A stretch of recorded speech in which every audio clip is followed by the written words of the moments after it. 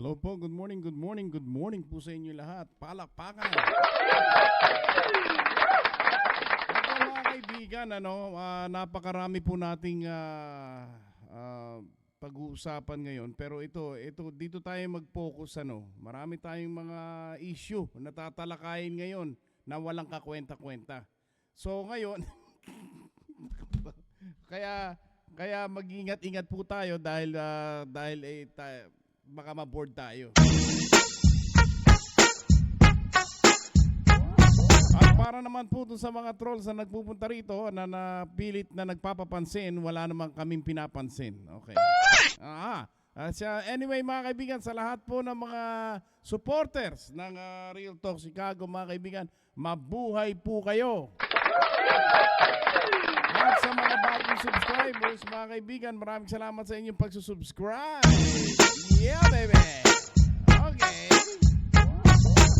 Alam niyo po mga kaibigan, nakakapagpataba ng puso yan pagka kayo nagsusubscribe, nagla-like, nagsishare, at saka nakiklik ng notification bell. Yun.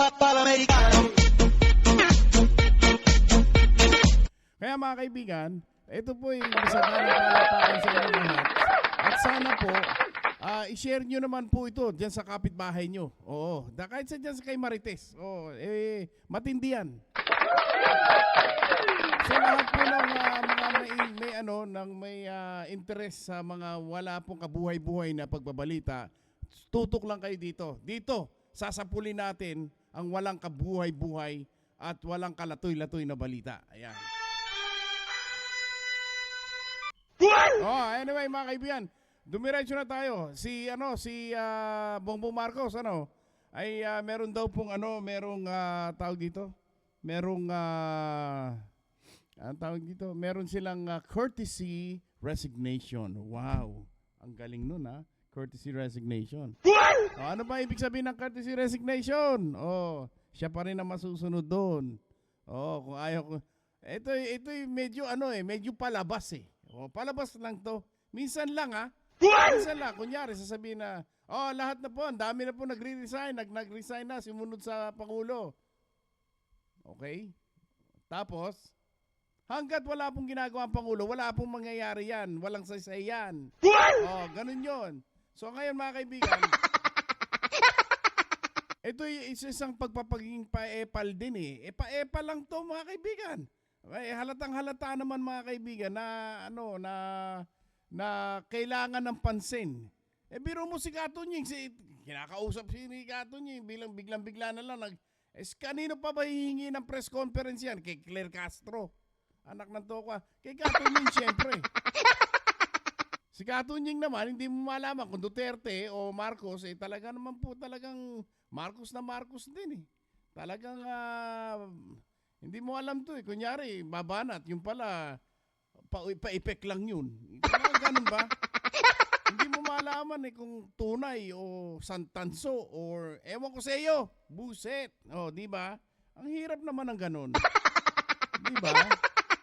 Pero di ba, si Katunying minsan, minsan may lagnat yan Minsan, inaatake niya rin tong si BBM Pero minsan naman, siya yung nagsabi ng napaka-corrupt po na budget Siya yun. Di ba? Siya yun. Kaya minsan bumibilib din ako dito kay Katunying Minsan nauuto din ako nauuto niya ako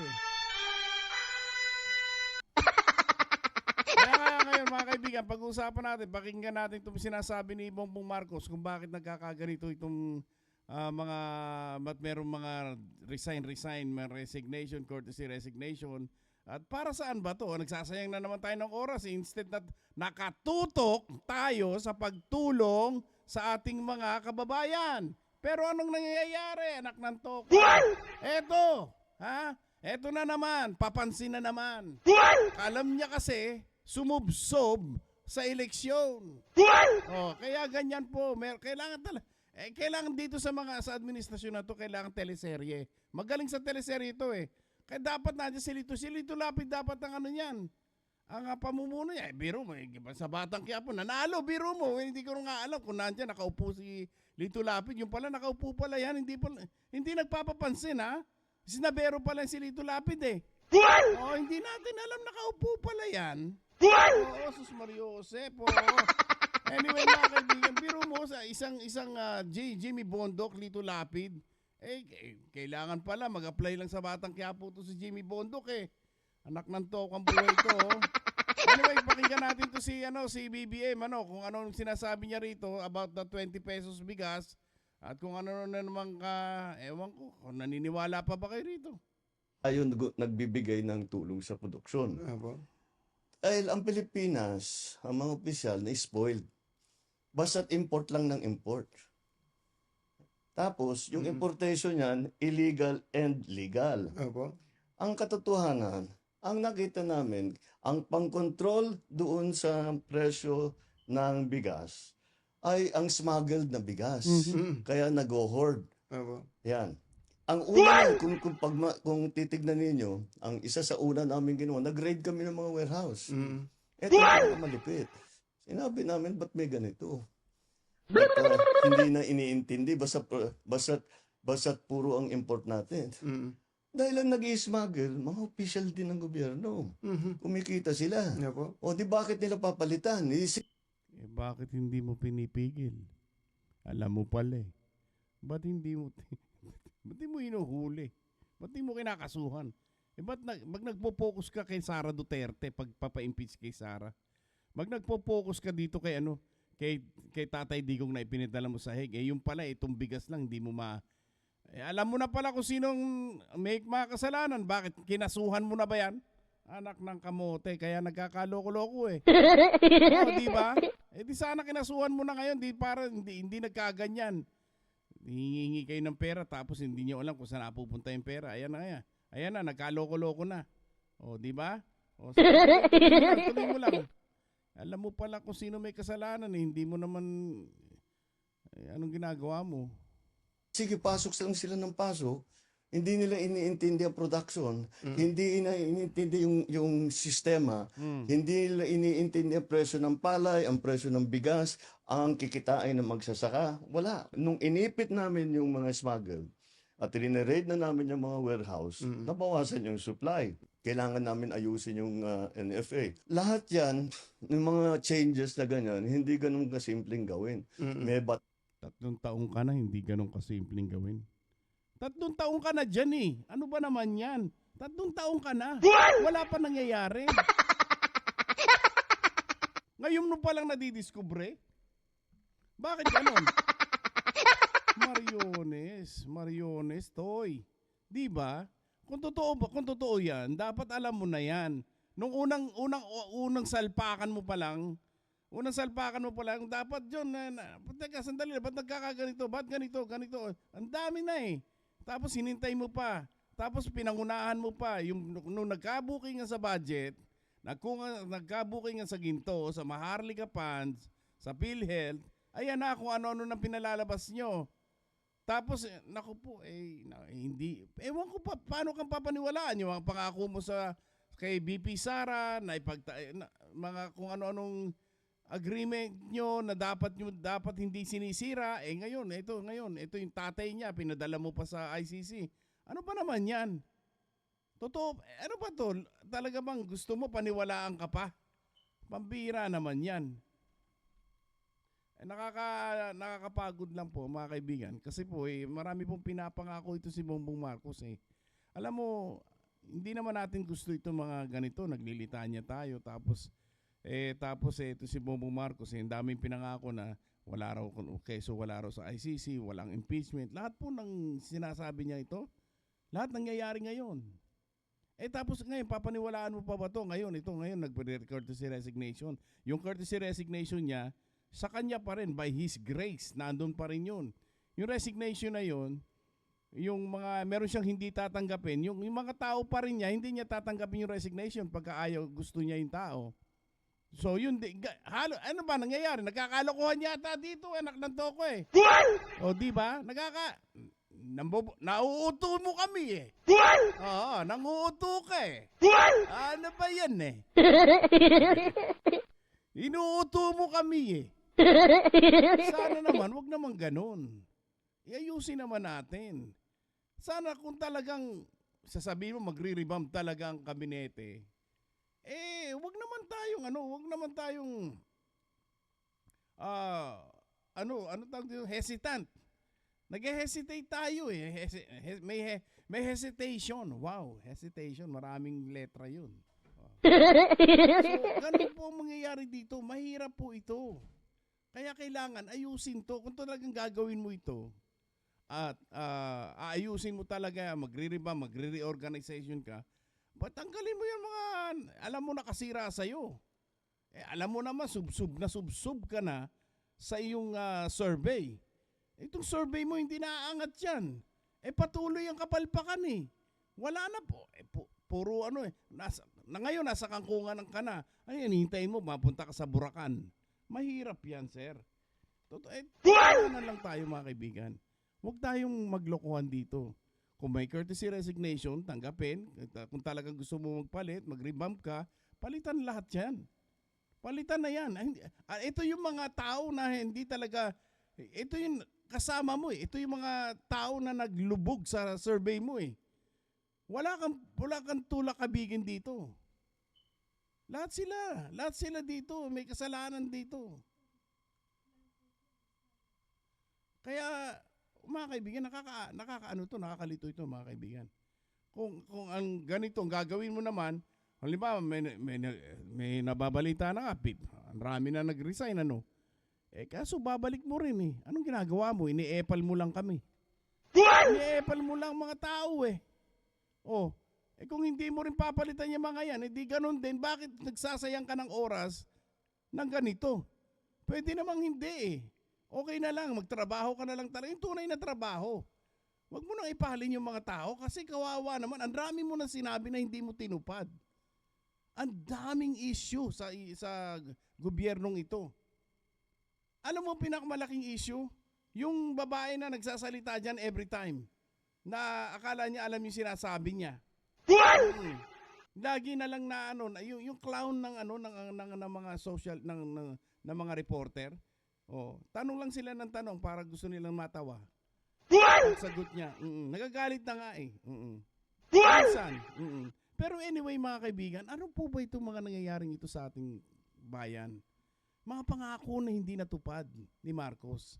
Pero okay lang yun eh. Kasi minsan siguro kailangan talaga ng time. Pero mga kaibigan, pag umabot ka na ng 3 taon at wala pa rin nangyayari, may problema ka talaga. May problema yan. Huwag nating loko-lokohin itong sarili natin. Nagpapakabangag tayo tapos sabi naniniwala tayo dahil hindi yan, totoo yan. Hindi, pagbigyan nyo yan. Tapos pag may sigalot, sugsisiin nyo kayo sa mga Duterte. Tapos galit kayo sa mga Duterte. Tapos dahil sa takot nyo na sobrang popular ni Sara Duterte, kala nyo pag i-impeach sa kanya, maaalis yung for her being popular at all.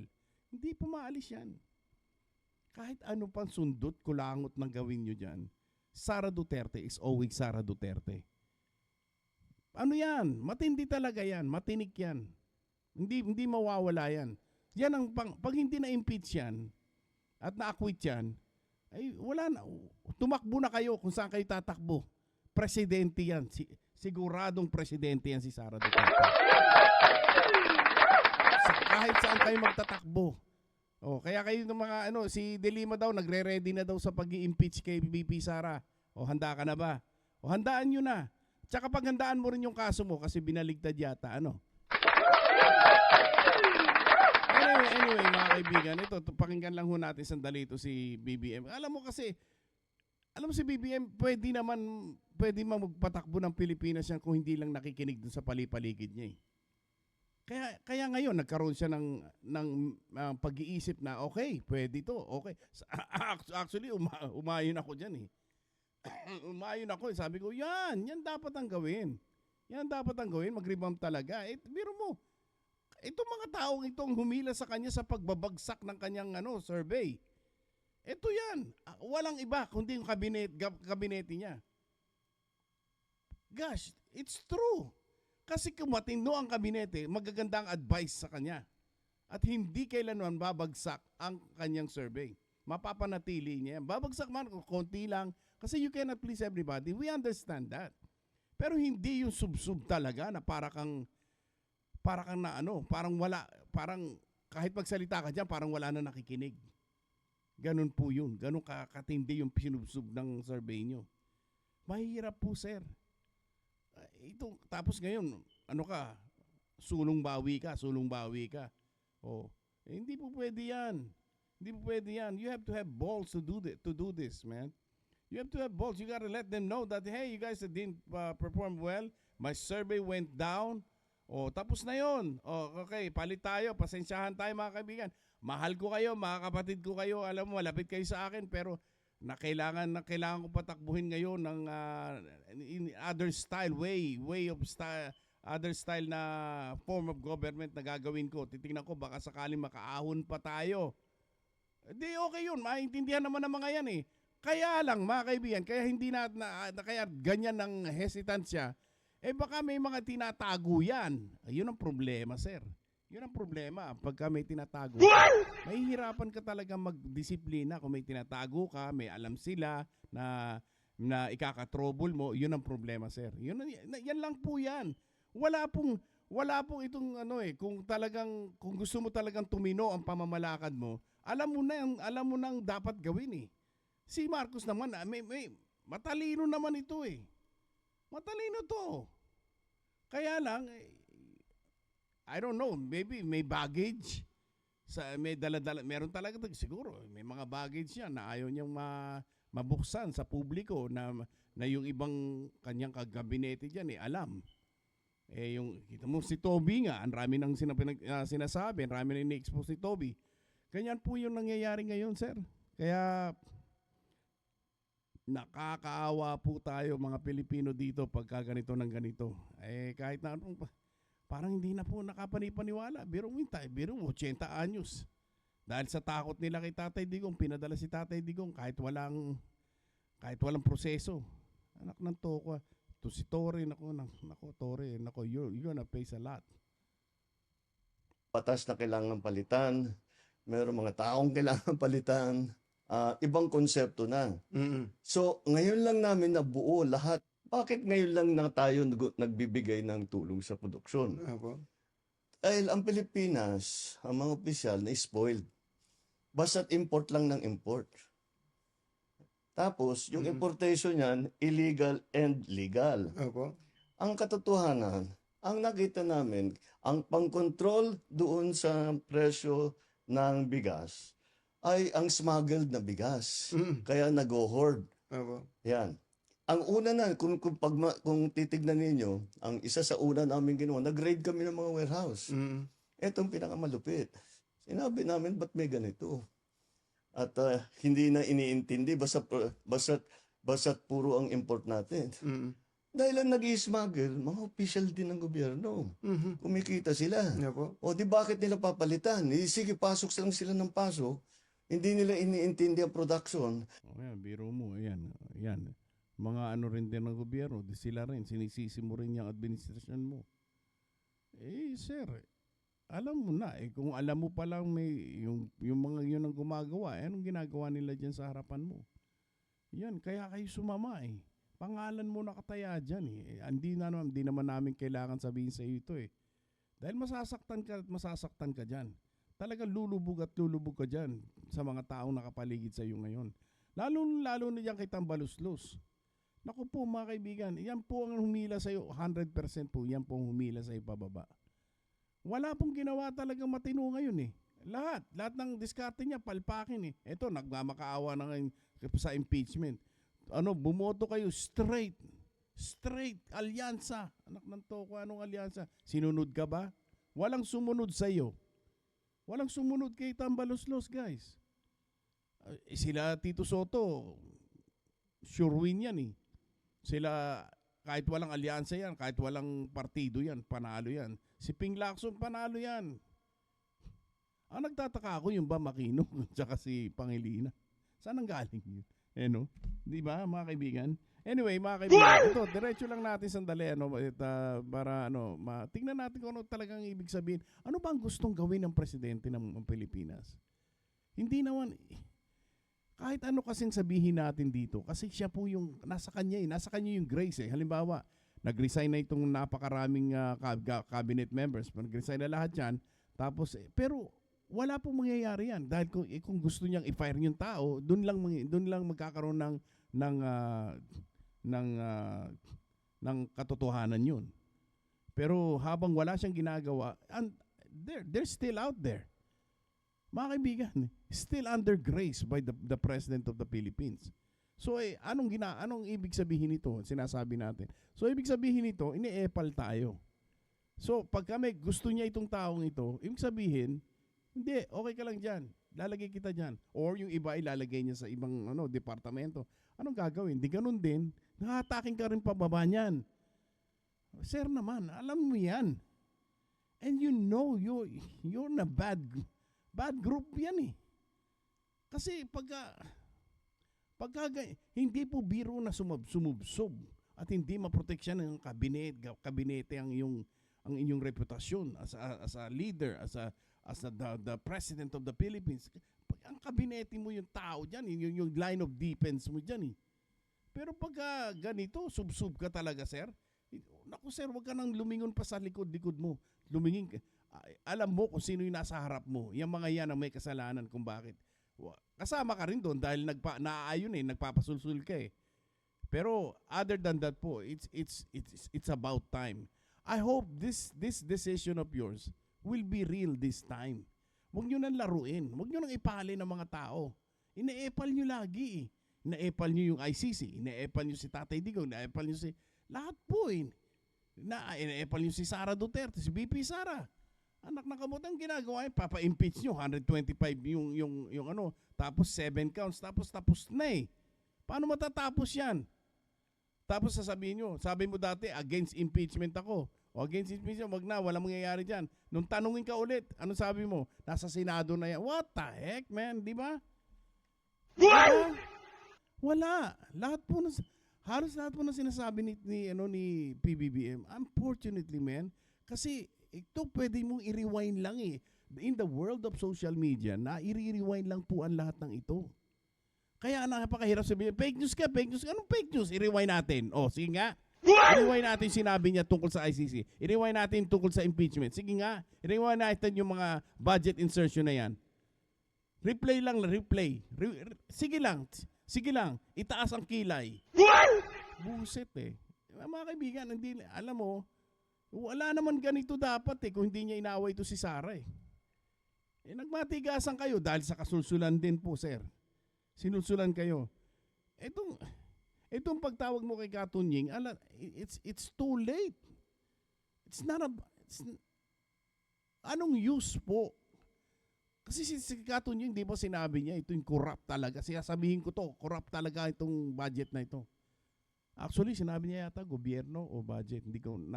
Alam ko, narinig ko sa kanya yon. Kasi Katunying, hindi mo malaman eh, parang may lagnat eh. Parang temperature, thermometer, hot or cold. Pero wala. Hindi siya yung natin, hindi siya yung ating topic dito si Katunying. Hindi naman yan.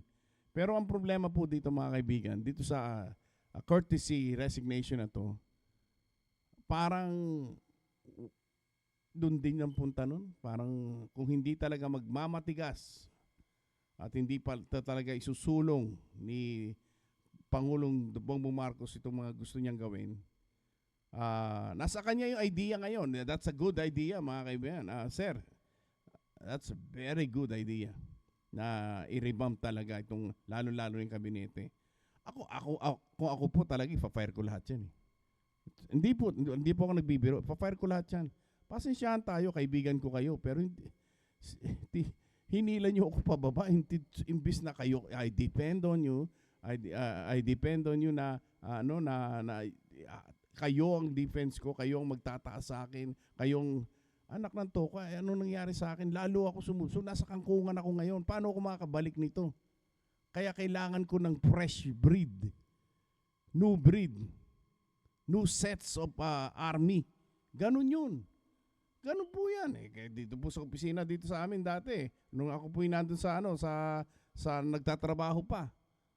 Pagka pumalpa ka, I love you. Pero pagka pumalpa ka, merong mga pananagutan yan eh. May consequences na tinatawag eh. Yan po yun. Magtampo sila, kaya lang po napakahirap pa niyan.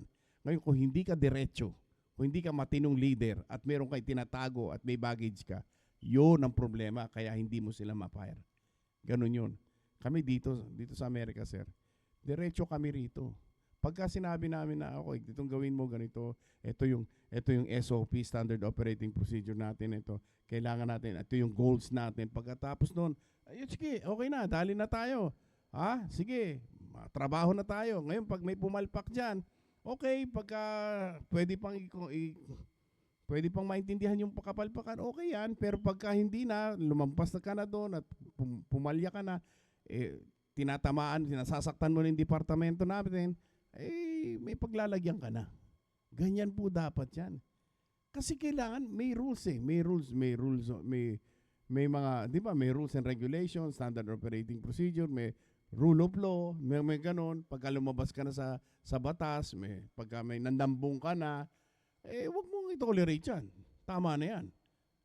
Ganun eh. Kung talagang sinasabi ni Claire na honeymoon days are over, patunayan mo. Wag yung, si Bersamin, hindi ko tinanggap yung ano. Nagre-resign na, hindi mo pa tinanggap. Kasi magaling yan. Di lahat magaling. Lahat yung kaibigan mo eh. Ay nako mga kaibigan, eto, pakinggan natin. Hindi iniintindi yung sistema, hindi iniintindi ang presyo ng palay, ang presyo ng bigas, ang kikitain ng magsasaka. Wala. Nung inipit namin yung mga smuggled at rineraid na namin yung mga warehouse, nabawasan yung supply. Huwag na yan, ito na. Kahit magpalit-palit ka pa ng sekretaryo mo, ng mga kalihim ng iba't ibang departamento, ang problema, ikaw mismo. Alam mo si Vic Rodriguez, daldal ng daldal yan eh. Do you listen to him? Huh? Why was he taken out of the office? Wala pa siyang 3 buwan. Gusto niya makipag-away, wag na. Kaya mo, kantyaw lang siya eh. Kantyaw ng kantyaw. That's when you see, in the middle of night, a dog barking at the fence. Kaya naman po, Mr. Bersamin, kaya naman po tumatahol yan. Dahil may alam yan. Hindi naman po pwedeng gumawa ng istorya yan. Ako, sa aking opinion, kayo rin may alam eh. Kaya lang, hindi kayo ganun kabokal. Kahit dahil nandyan kayo sa loob. Pero pagka wala na kayo dyan, doon po nagkakaroon ng freedom eh. Freedom na ma-express niya kung ano man yung na-experience niya sa loob ng karanasan niya diyan sa administrasyon. So that's why you can't blame this guy. Kaya niyong insultuhin ng ganyan yan, pero actually, di ba Duterte din kayo, Mr. Bersamin? Duterte yan, si Bersamin dati yan, di ba? Anyway, ano ba nangyari diyan, sir? Nagtatanong lang ha, All members, ito, nagpapatawa pa si Marcos. all members of the House of Representatives, the honorable members of the Cabinet. Teka, may laman pa ba yung kabinete ko? Who am I addressing now? Pinagtatawanan lang, tinatawanan lang. Alam niyo ba yung revamp na ganyan? You have to take that seriously. And if you're gonna laugh at this, something's wrong with you, man. Nakataya dyan lahat eh. So, ibig sabihin, are you playing around? Parang ano ka eh. Parang okay lang sa'yo, di ba? Kasi ito eh, ang lahat po ng solusyon dito eh, nasa kanya eh. Nasa kanya yung end result nito eh. Kaya alam niya. So, hindi siya kinakabahan. Kaya kaya niyang tumawa. Pero para po sa mga taong nakikinig at ikaw ay merong gagawing isang malaking pag-uga sa gobyerno, lalo-lalo na involved yung kabinete, anak ng toka, hindi ka tatawa dyan. Hindi ka tatawa dyan, sir. Ipapakita mo yung tapang mo dyan. Wala siya, tinawanan. Tingnan nyo itong mga ito, kabinete magre-resign na, nagtatawanan pa sila. Ibig sabihin, ine-epal lang tayo nito eh. Ha? Ine-epal nyo lang ba kami? Hindi, sabihin nyo lang kung ine-epal nyo lang kami. Ine-epal nyo lang kami. Di ba? Nanto ko, ayan tingnan nyo.